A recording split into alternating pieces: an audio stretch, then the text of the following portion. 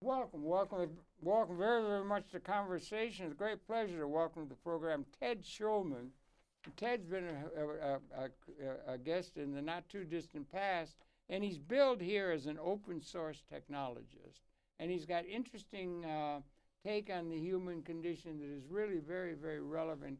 He's somebody who's involved with what is called open source, which speaks to the way the internet is able to be utilized and ought to be able to be utilized by greater numbers of people, which has a great degree of insignificance in terms of the organization of world society. And Ted, welcome so much to Conversation. I got a little cold, so bear with me. Oh, okay?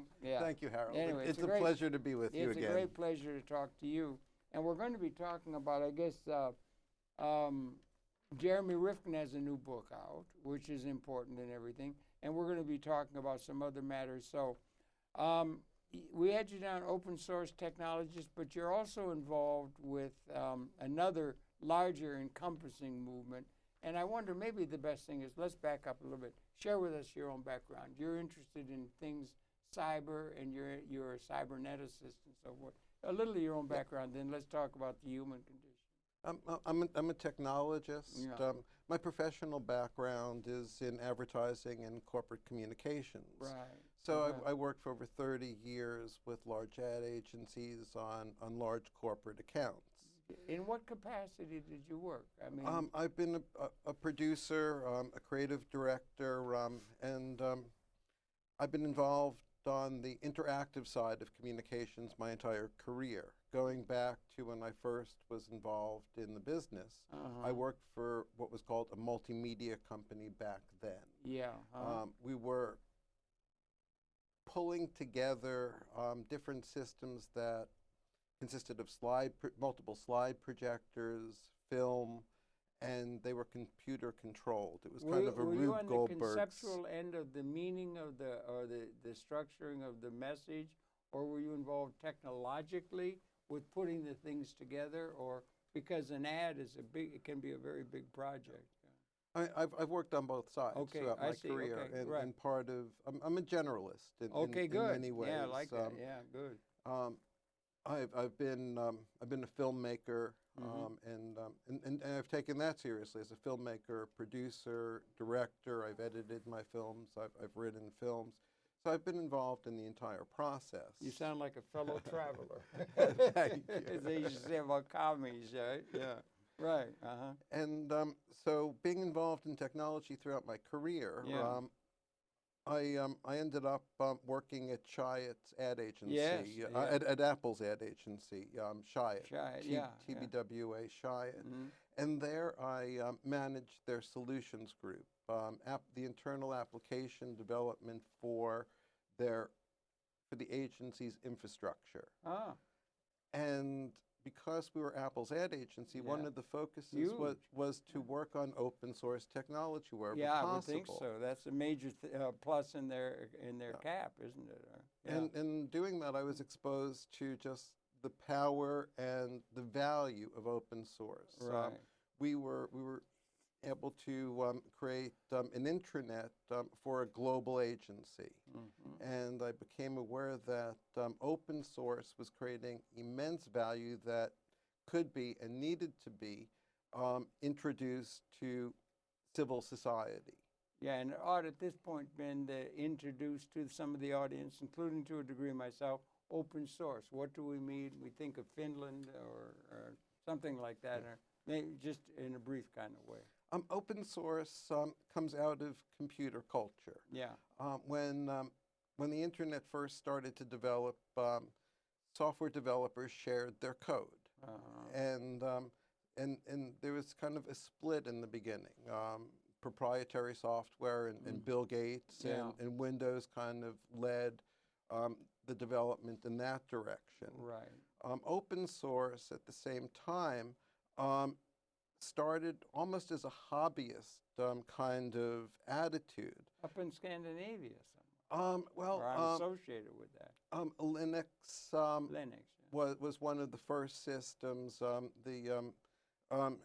GNU operating system, which was open sourced, where developers wrote code and shared it, and other developers were able to look at it and improve it. That's a different take on the human condition, is it not? It's very different. Yeah. And now, 25, 30 years into the internet, it's reached a point where open source has really become a culture.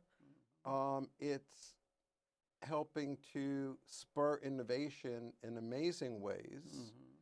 And it's becoming clear that the software that's being developed through open source communities tends to be as functional, as competitive as proprietary software in many ways. Is it associated with Apple? Is it associated with Mozilla or Firefox as a major browser in that? Firefox is open source. Yeah.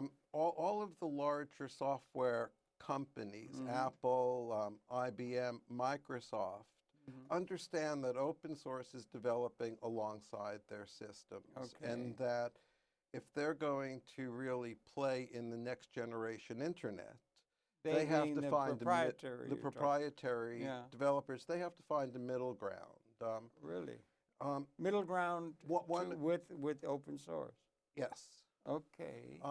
One of the... Why can't they feel they could just gobble them up and get another profit center? Because open source is evolutionary. Okay. You can't gobble up a community that's involved in sharing technology. You can't gobble up the sharing of knowledge. You can even if you're off 40 times earnings or something like that. You know what I'm saying. You know what I'm saying. You can certainly try to put limits on it. Or monopoly minded. Yes. And the powers that be, many of them are fighting against this. The international trade agreements. Attempts to clamp down on internet freedoms.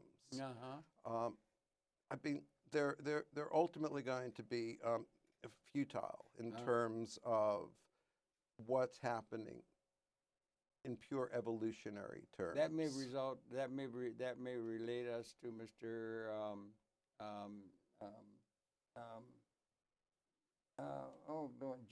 Jeremy Rifkin's new book. I would suggest possibly. Well, yes, and Jeremy's new book, Zero Marginal Cost, he deals with this transition that's happening now, and we're in one of the most transformative times in human history. The Zero Marginal Cost Society is the title of his book. It's just out now and getting a lot of reviews that are really favorable from a lot of people. And he's talking about a couple of key elements. That the internet is now at a point in time where it's creating what he calls the third industrial revolution. Okay. An industrial revolution consists of communications, energy, and manufacturing. So the first was based around printing and steam power. Second was fossil fuels, rail power, cars. Right. Now, the internet is moving into what's called the Internet of Things. Okay. 3D printing? No. 3D printing is going to be a very important part of that. Sensors, refrigerators that know if your food is fresh, smart lighting grids, smart energy grids. So essentially what's happening now, and it's happening very rapidly. Exponentially. Yes. And it seems to be irreversible. It's evolutionary. In that directionary. Yes. It has an evolutionary trending that we can understand and perhaps support or inveigle against or something. And so it's a major event that's growing of its own accord in a certain sense. It's evolution. It's organic evolution. Yeah. And we see that Peter Russell, who is a physicist philosopher, wrote a book in, I think, 1986, The Global Brain. And in The Global Brain, Peter talks about before it's born, a fetus's brain develops very rapidly, and to a point where it looks like it's going to be growing too large for the skull, then slows down, and then suddenly the neural system starts to grow, and then the baby's born. Now, repeat that again. I'm sorry. In an embryo. In the fetus, the brain cells multiply very rapidly and grow, and they seem like they're going to grow too fast to be contained by the skull, and then they slow down. And what then is triggered is the development of a neural system, of the nervous system in the brain, of the neurons. 90 million cells in a human. I think larger number than that. I mean, Peter Russell first estimated it at 10 billion, but then said that he believes he was wrong. You're right. Yeah, 10 billion. Yeah, that's right. But in terms of the numbers, it's the same kind of scale as the population of the planet. The number of cells in a human organism is, I just looked at it, was about 37 to 40 trillion. It's cells in a human organism. Yes. And we are... Trillion. And we, with a T. Yes. Yes. And we essentially are a colony of cells right. that has found a unity somehow. Yeah. And now we're moving into this next level of civilization where through our global systems, through technology, we're finding a global level of unity. And the Internet of Things is literally becoming an Earth-based nervous system where we'll be able to track resources, we'll be able to track distribution, overall the health of the planet. That's interesting. If we can get, I believe that figure is correct, 37 trillion cells in a human organism. So every cell has an individual identity in a certain sense, and each one is tied in DNA to all the other cells that make up a whole system. So if you're starting to reach out into the universe and the things that are developing with our extended consciousness and so forth, you could get a thing for humanity. Yes. It would be a rather large number, wouldn't it? Yeah. But it is, and it's inexorable. I mean, it's growing, and it's growing exponentially. Yeah, okay. And and it has implications. And ancient philosophy as above, so below. Yeah. Okay. And that is being reflected now. And the work that I've been involved with, where a group that I've been working with is now moving our program forward and introducing a think tank called Transformative Communities. Okay. And Transformative Communities is based on. Do we have an image of that or something? I believe it was in the background, and it seems to have faded away. Oh, okay. Well, okay, yeah, but talk about Transformative Communities, please. The work, I was living a block away from Zagati Park during Occupy. And found myself very involved in Occupy. I helped to facilitate Occupy's commitment to open source technology. Did you see a link between the two thoughts? I mean, the Occupy movement, democracy, and open source. Oh, very much so.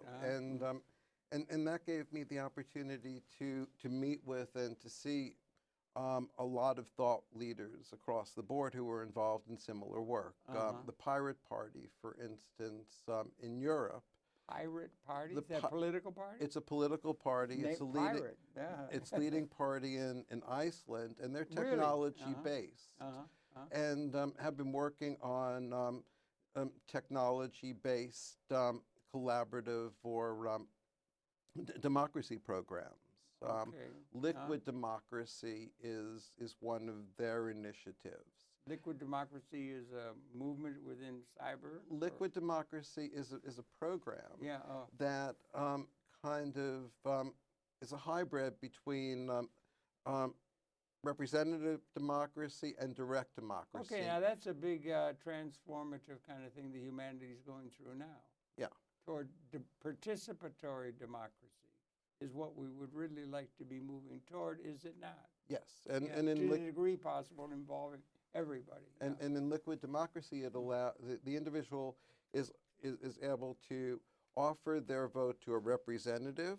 If they don't feel the representative is right, to an expert, or they can take the vote and vote on an issue directly. Okay. So in each case, they have the choice of who is representing them, either their representative or their direct involvement. Could you go through that one more time?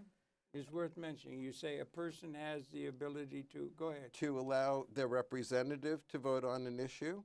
You got an issue. Let's got an issue of, say, the TPP or something. Right. What issue? And then what now? So you have the choice of who represents you. An individual citizen. An individual citizen can allow their elected representative, or they can pull the vote and pull the vote from the representative and do what with it? And either vote directly themselves. They'd have to have a form for that to take place. Well, this is an online system, so that they could do that online, or they could direct their vote to a separate expert. They could, you have control over your vote in each case. They would refer to an expert in order to get a verification of the facts, ma'am, as Joe Friday used to say, or the reality behind the presumptions of the two positions that would be taken. To get expert opinion, is that what it would be, like to a consultant? To offer a consultant, a third party, your vote, yes. To get the vote, not to get to represent you. A group of people can pull together and have a third person represent their vote. Well, okay, I heard you say expert. That makes me think if you got an issue on whether there's 10,000 bullaboos instead of 10 million bullaboos, and we need research on whether there's that which is correct, then you could put that to an expert who would get you an expert opinion, so that your decision making is based upon good understanding of the facts of the matter, is what I was thinking of with the expert. Is there a way for people to be able to be doing that, or verifying the validity of their thinking? Or am I off base, maybe? It gives the individual the ability to control how their vote is being used. In itself, it doesn't allow for any kind of verification of whether they're being represented accurately, or if the person that they've chosen is really knows the issue. Do you think there's a problem of government or governing of an institution or a country of bad information or bad understanding or lack of understanding of the reality or the facts of the matter, or not? I think misinformation is... but there could even be, what do you call it, deliberately bad information being directed by some interest that would be trying to propagandize for a certain thing or something, and you've been misinformed by an ad campaign by somebody who wants to do something that is puts forth facts that are not really true, but you want to get the verification of the facts of the matter.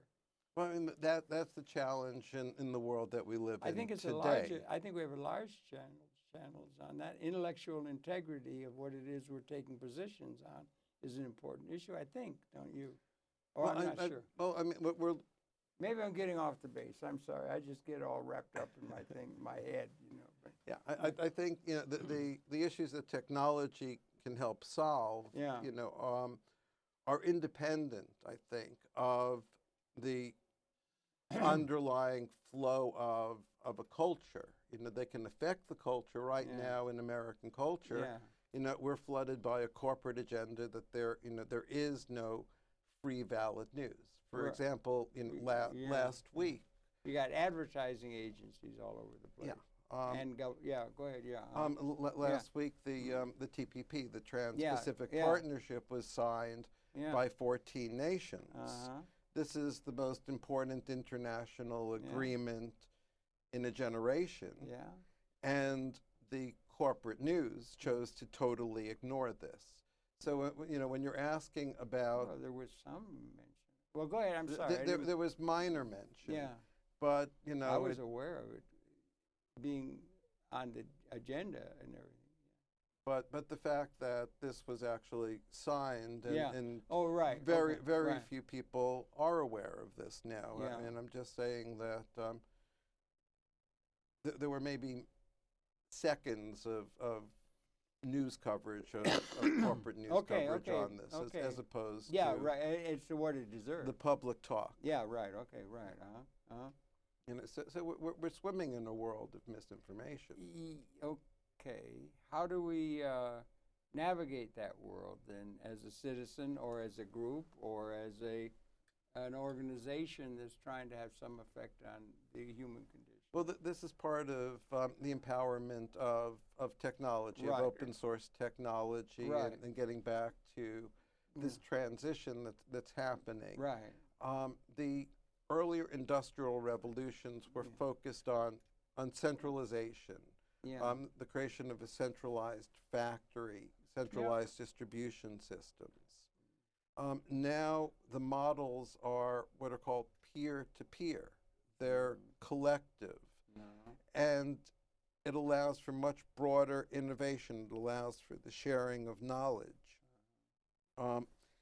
More and more people are getting their news from internet sources, from underground sources, as opposed from mass media. Yeah, autodidactically, and also the systems thinking and comprehensive thinking of pattern recognizing, which is part of the cyber discipline, is it not? Or seeing patterns rather than just detail of a particular thing. Yes, understanding that we're dealing with an interrelated whole of complex adaptive systems. Right.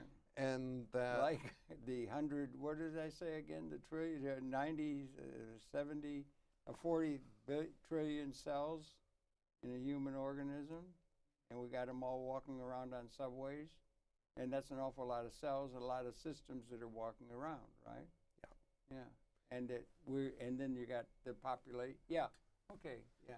And Transformative Communities, or Transcoms, is a think tank. Yeah. It is based on that understanding. It's taking a holistic approach to where we are at this point in time, developmentally as a civilization. Yeah. And it sees that science is verifying that the universe itself is a living universe made up of interconnected systems that are all evolving, that the universe itself is evolving. Do you like the idea of Lovelock or Gaia, or does it tie into that at all? It ties directly into that, and Peter Russell, who wrote The Global Brain, is his work is along those lines also. That to see the planet as a living organism, but to see the universe itself in evolution, and that we're at a point as a species where we're going through this dramatic phase shift. Phase shift. Okay. Yes, an order of magnitude in terms of our ability to relate to each other. Moving from individual to this collective, global collective brain. Is there any point in trying to talk about it in evolutionary terms, like we talk about the evolutionary process itself and the emergence of the new out of what has been the old? I mean, the new emerges out of an evolutionary process that might have been like synergetic, to use a term that Fuller would have used or something. And behavior systems more than the sum of the parts of a maximally engaged system or something. Or if you could see organisms within, organs within an organism, that they're maximally engaged. There's a certain resonancy more than the sum of the parts. Seems to be operative in terms of the way the universe is set up, maybe. I'm not sure. Well, Terence McKenna used to talk about how the universe is seeking novelty, that it's always seeking something new. But along the lines of deep evolution, deep evolution, that we can see that subatomic particles evolve to become atoms. Atoms evolve to become molecules. Molecules, cells, protozoa. Protozoa evolve into animals. Amazing, isn't it? And that level, and that's what I'm saying, an order of magnitude, where a protozoa becoming an animal is a unity, is a complex system that finds a unity. Right. we're at a point in evolution now where a civilization on a global scale is finding a unity through these interconnected systems. Boy, it's really something. It's an amazing time. Do you feel to yourself, just in the abstract or everyday mode of thinking, that we live in an incredible time of transformation that's perhaps unprecedented? Happened to be born into that generation. We could have been born a couple thousand years ago. It'd take 200 years to invent a tack. And now it's coming off the assembly line and it's going exponential. Yes. I mean, there's something very big going on. And some people call that a singularity, moving the toward singularity is near, they're saying. What do they mean with that? Well, like Kurzweil and so forth will say, or Diamantes will say a singularity is near. What does they mean by that in terms of your understanding? I think there are a lot of different meanings to that. And I'm not sure that it's a specific point in time. Right. But it may be synergetic.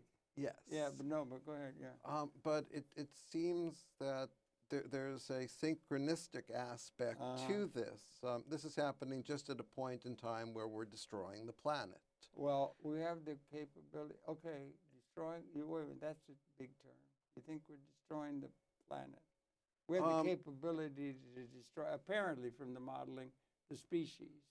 We agree on that, or not?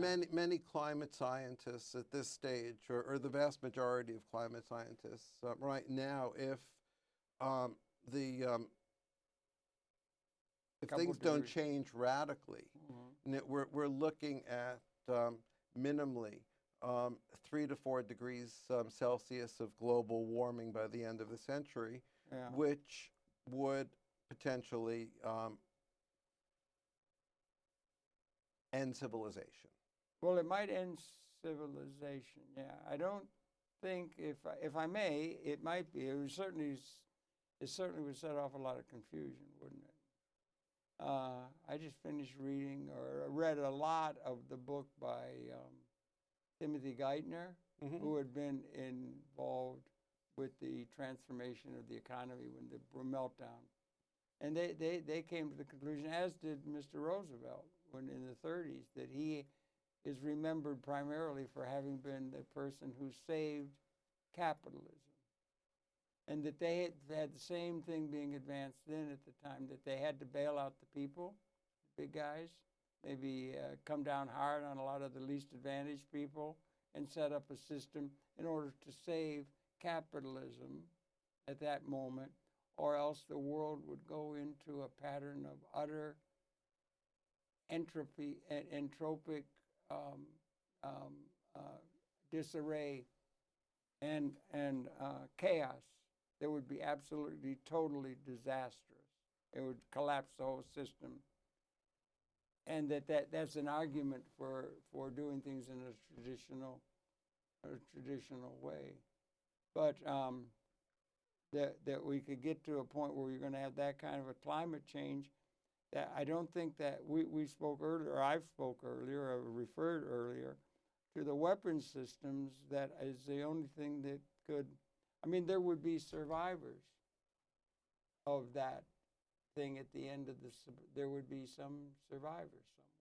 There wouldn't be the end of the species, except that might create political conditions that would lead to the unleashing of the weapons of mass destruction that exist within our Trident submarines and our nuclear capability. And that has the capability of wiping out our entire species and stopping evolution of the hominoid line. Well, I think when you're talking about that kind of level of destruction, whether there are some survivors or not, is questionable. But you mean, are you talking global warming of 4 degrees centigrade?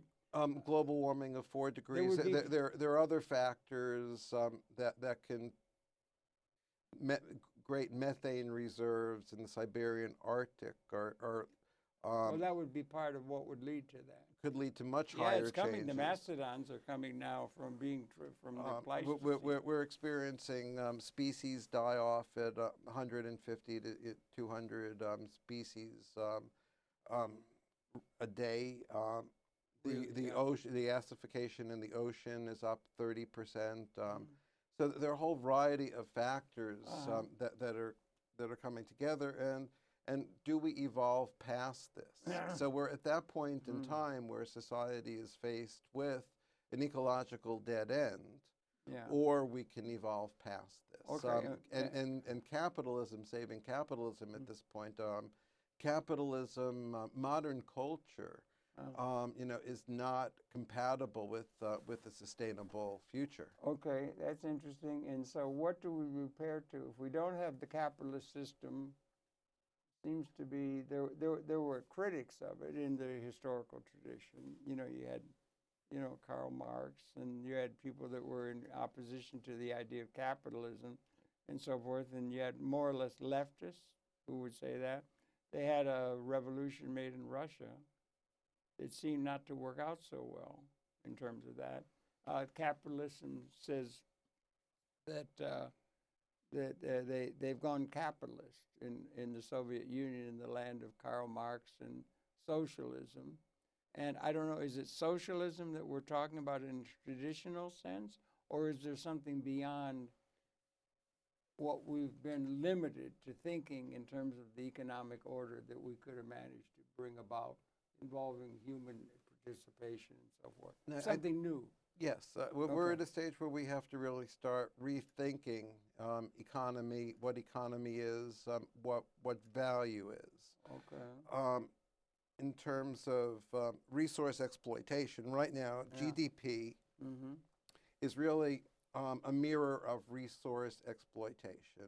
The GDP in a country has no relationship or no attachment on real human value. If more people in a country are sick, more money is spent on healthcare, and the GDP goes up. If more people are imprisoned, the GDP goes up. So you're right. So the monetary system has totally detached itself from real human value. Do you think the development of capitalism in itself, Federal Reserve and these kind of things, are all institutions that were developed along that entropic line, if that's what it is? We're at a point now where the focus, where globalization has become the key issue. The globalization of the banking system. I mean, the Federal Reserve is a private bank. The global system, the top of the banking pyramid, is the Bank of International Settlement in Basel, Switzerland. Interesting. Okay, which is essentially the franchise holder.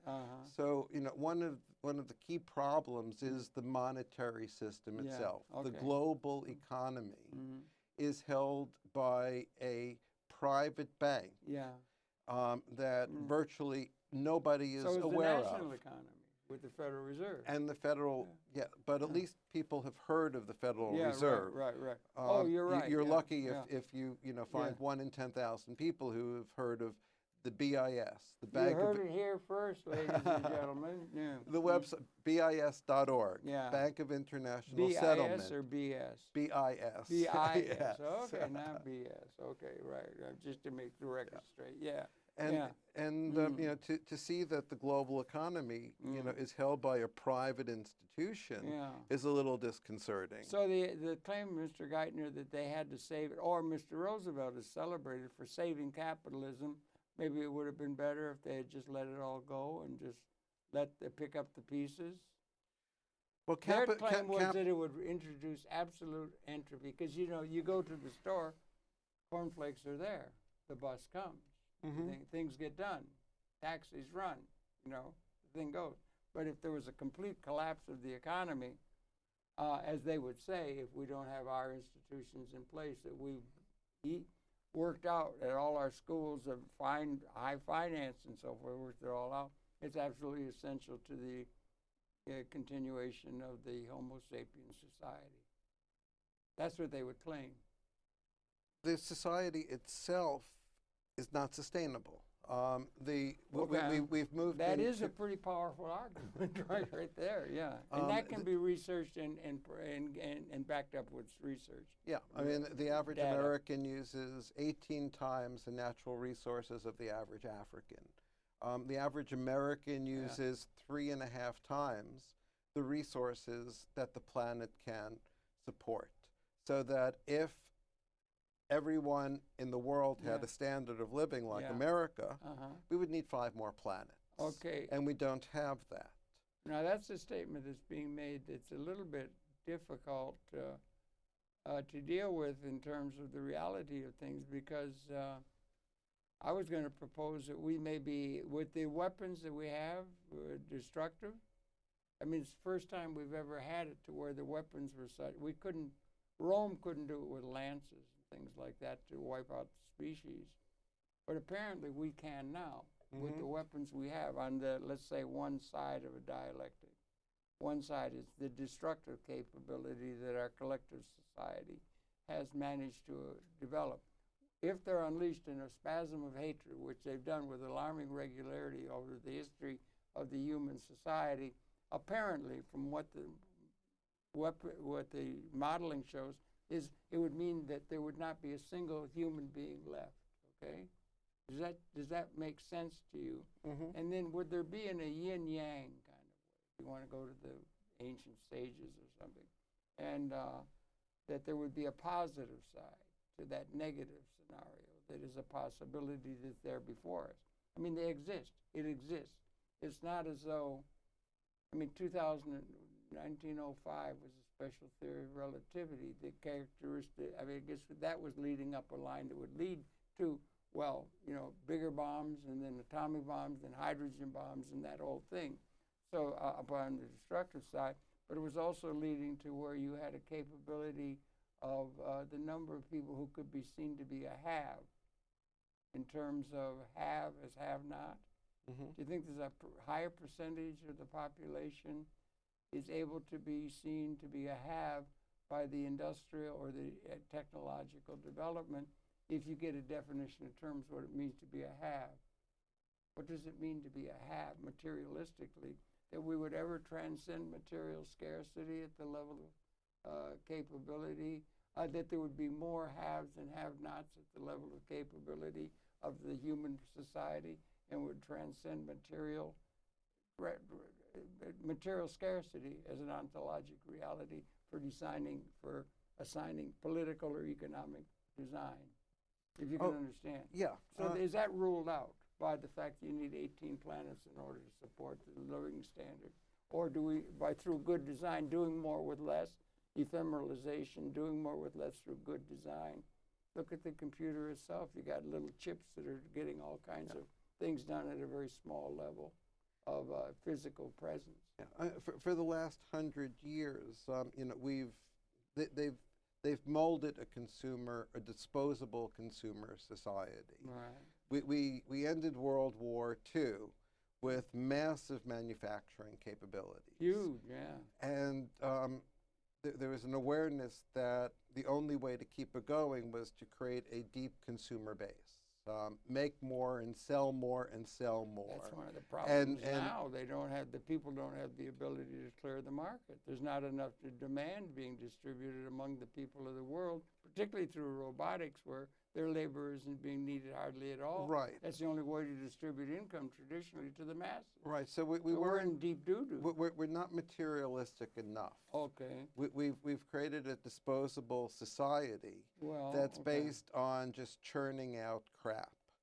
And that's a value judgment. It's a value judgment, and that's what's key behind all of this. Are there degrees of crap? I mean, could there be crap A, crap B, crap C? There's levels of it? Or there's no reason. Quantification. There's no reason I'm why. making a joke in a way. There's no reason why we can't. Some of this stuff is good. I mean, you know, they invented penicillin. That's good, right? I'm not, certainly innovation is good, but there's no reason why we can't be creating cars that literally last 100 years. Wouldn't that be a good idea? But that's not to the advantage of an economic system that's based on disposing items to keep the hamster wheel going. Okay. Planned obsolescence is key to the system. Is that associated with closed source instead of open source computing? Well, it's part of that older paradigm. Yeah, right. You know, where proprietary systems, individual ownership, which limits innovation. It's a problem in pharmaceuticals. Yes, there's indeed. The Creative Commons is an alternative way to copyright an item where you can share it with the public. People can modify it as long as they give the author credit. Right. The Health Commons is a derivative of that. Okay. And that's based on the understanding that right now, to create a pharmaceutical, it can $2-3 billion in research costs that happens in a closed proprietary laboratory that doesn't have the resources to really examine the depth of the product, takes 10 to 12 years to develop. If alternatively these drugs were being developed collaboratively by research institutions around the world, it would bring the cost down tremendously. It would accelerate the development. It would allow for a much broader range of scientists to be involved. Right. And didn't that happen in the genome? And exactly. The genome is an example of that type of work. And I mean, what was his name again? He did it so much more rapidly, the guy who did it, developed himself. His name escapes me, but... Yeah, go ahead. I'm sorry. But it's a clear example of the power of collaborative innovation over a closed proprietary product. Right. And more we're going to see that. And it seems to be that would be, for thinking people, that would be the inevitable trend that ought to be encouraged. Yes, and this is what... and that's what Mr. Rifkin's talking about. Jeremy Rifkin talks about in zero marginal cost. Yeah, and he's saying... Zero marginal cost. And he qualifies that by saying approaching zero marginal cost. Right, okay. And that's the ability to distribute to a large population or to everyone at virtually no additional cost. If you're on the internet, if 100 people look at your page or 1 million, there's no real cost. Now that we're moving into the Internet of Things with 3D printers, that is starting to have impact in the physical world where you can share things, where 3D printers are getting to a point where they'll be able to... serious. You can... people are prototyping... house. Yes, houses, exactly. Right. And they'll be able to print other printers. Yeah, right. So, so capitalism has been extremely successful in bringing the cost of replication down to a point where it's creating this potential to surpass itself. And what Jeremy Rifkin says, that this new collaborative commons is what he's calling it, is not going to replace capitalism, but is evolving alongside it. Alongside of it, or will it subsume it?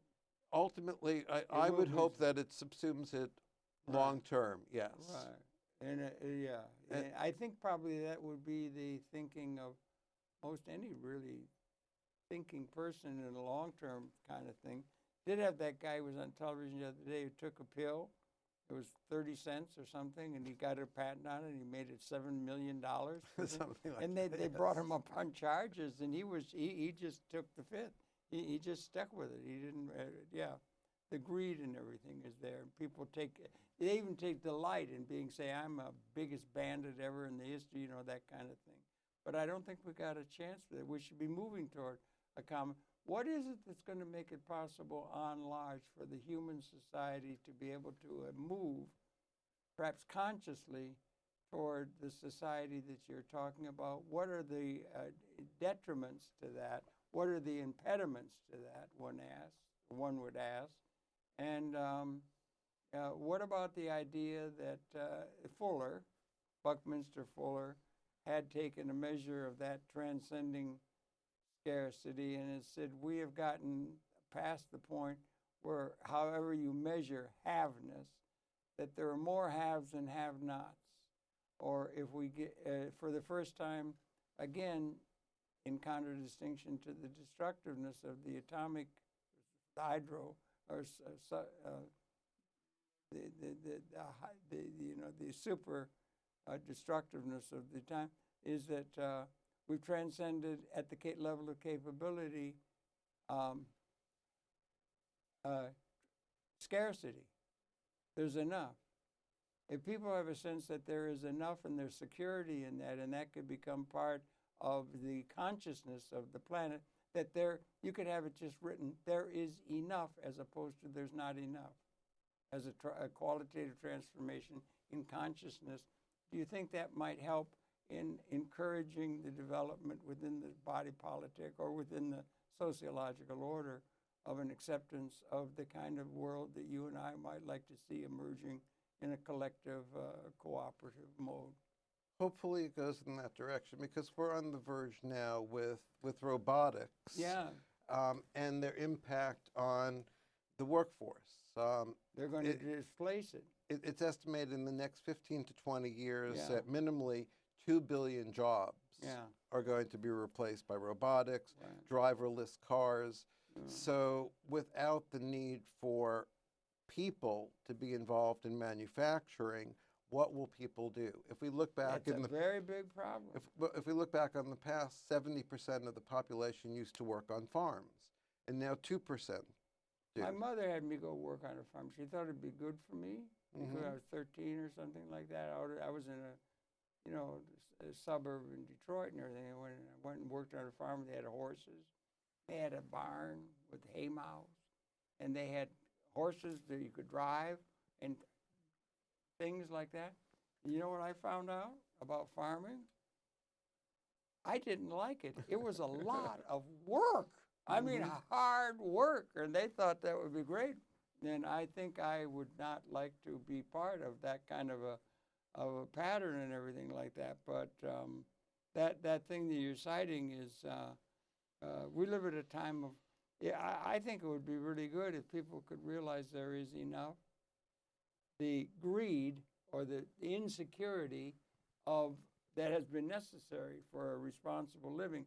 I'm going to get mine. I better get mine before he gets his, because he's going to get mine. He's going to take, and that kind of thinking is what's has probably informed the system that has emerged, and giving it its due and everything like that. But the time is coming to where there's a time of liberation. We could liberate from material want the Homo sapiens species in a way that would let each be able to realize their full potential in a way like a jam session, a gigantic jam session of humanity with Louis Armstrong hitting I see at the road. And then there'd be a synergistic resonancy that would inter-accommodate us to universe at a level transcendent to what we've been throughout 200,000 years of our existence. It's a qualitative transformation at the level of species, not just political or something. That may be the challenges there before us and the opportunity of the time in which we were born. It seems strange that we would have been born into the 10,000th generation. It makes that qualitative distinction and possibility there before us, if that is the case. Do you think that is the case, that we were born into that definitive generation in such a qualitative new way? The only time that there is the now. It's always in the now, and this truly does seem to be an extraordinary experience in time. You know, as we've been saying, that there's never been a period of time before where the entire planet has been placed at risk by civilization. I'm not sure if we can do the planet. We can wipe out humanity, but there would be still creatures. No, I mean, you know, it's been here for a few trillion years, or, you know. It will start over again, but we could wipe out 95% of all forms on life by the end of the century. The scientists, I'm sorry, what? 95% of all life forms on the Earth could be wiped out by the end of the century if are you based talking on global warming along those lines? Or? Yes, global warming and methane triggers and system failure. Okay. Can you send me chapter and verse on that? I would like to get those. Where do we get those kind of figures?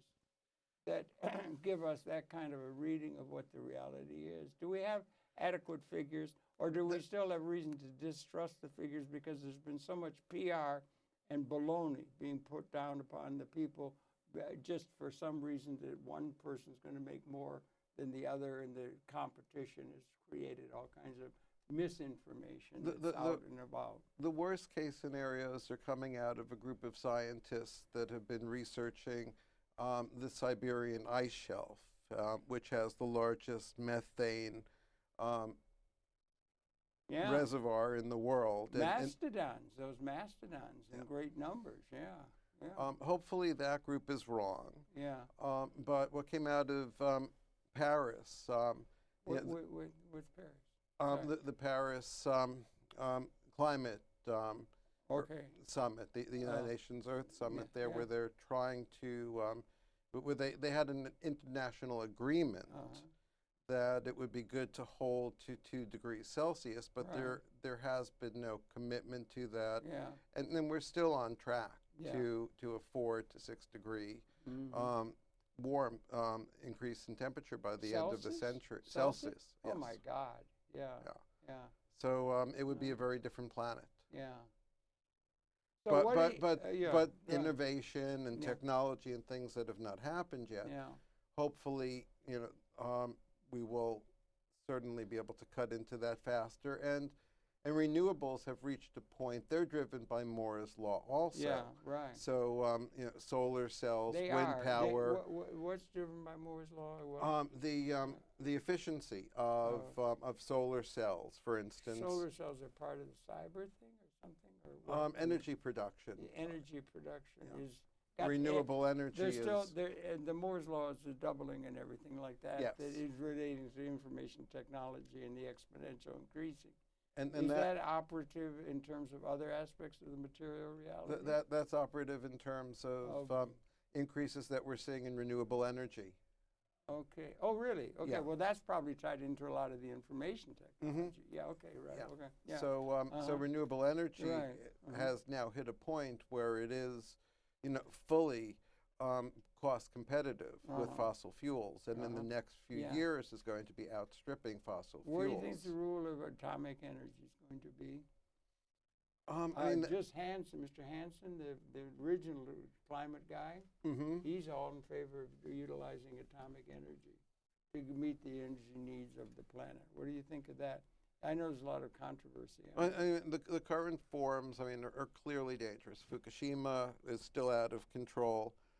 I know that the Gates Foundation and other groups, and the name of the exact technique escapes me, but I know that they've been looking at ways to utilize the spent fuel and with a new form of reactor that doesn't have high concentrations of atomic waste.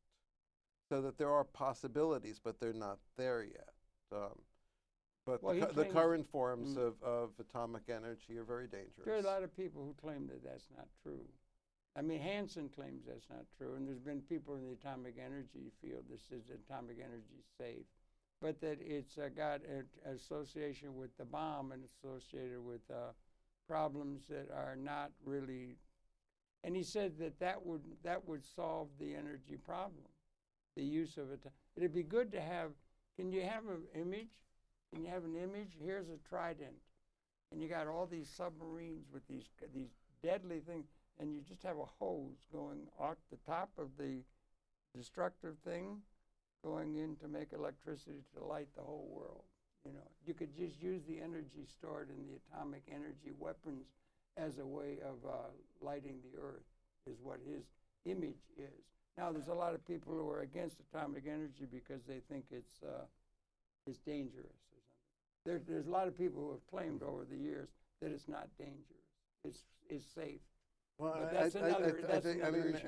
as we're speaking now, Fukushima is still leaking. It's polluting large portions. He's walked around over there now. Of the Pacific. Hansen's walked around there now, and there's not that many deaths. It's overrated because it's the thing that gets the fear going about the weapons and all that. It's a propaganda ploy. that is against the atomic energy. That's his argument. And he was the father of the global warming danger. I don't know. I'm involved in some fisheries projects, and I know that there have been mutant fish that have been found in the Pacific Ocean. I would take it that you do not think that's a good idea to use the atomic energy from the hydrogen bombs built into the submarines that are in the ocean to light the world. I would take it, right? I think we have better choices. Well, maybe. Anyway, but I just bring that up because I know that's one of the things that's going to come up prominently, I think, because that would be one way. Anyway, it's a tremendously interesting subject area, and it's so good, and we want to celebrate Mr. Rifkin. Right? Mm-hmm. And this organization you're associated with then again? Is Transformative Communities. There's a site. There's a website, transcoms.com. Transcom. Could you spell it out?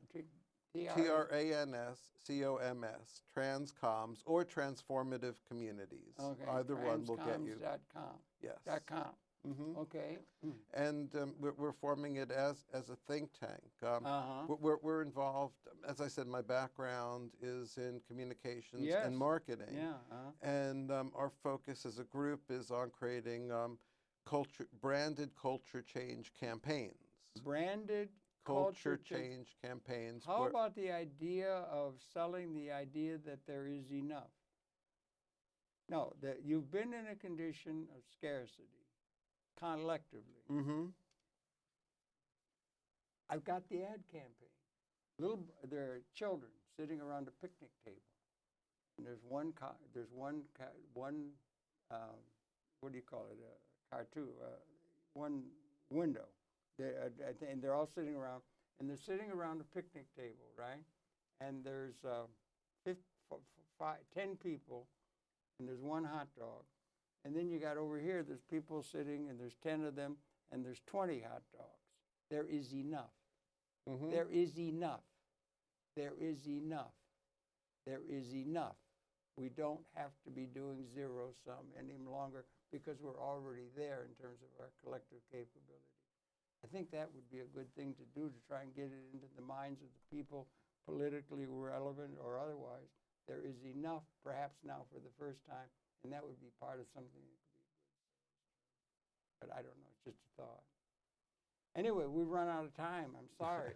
Your pleasure. It's a pleasure. To have the perception of a really interesting guy who is Schulman, Ted Schulman, and he's, as you can see, a very interesting person who's really onto something important, pointing out the importance of Jeremy Rifkin and others who are looking for the zero sum and the importance of that, a democratization of the whole process, which is probably something to be encouraged by one and all. I thank you for all that good work. We got to stay together. Okay. I mean, we got to be in touch with one another and do more programming in the future. I look forward to it. Your pleasure. I have his perceptions. Please tune in. We'll come back again tomorrow. So thanks again for coming in, Ted. Great pleasure. Good to see you. Thank you, Harold. Until tomorrow. Okay. Thank you. Just under the wire. I think that would be the good.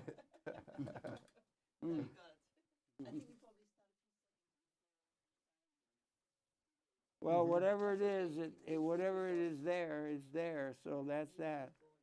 I think I think that atomic energy is going to be more useful.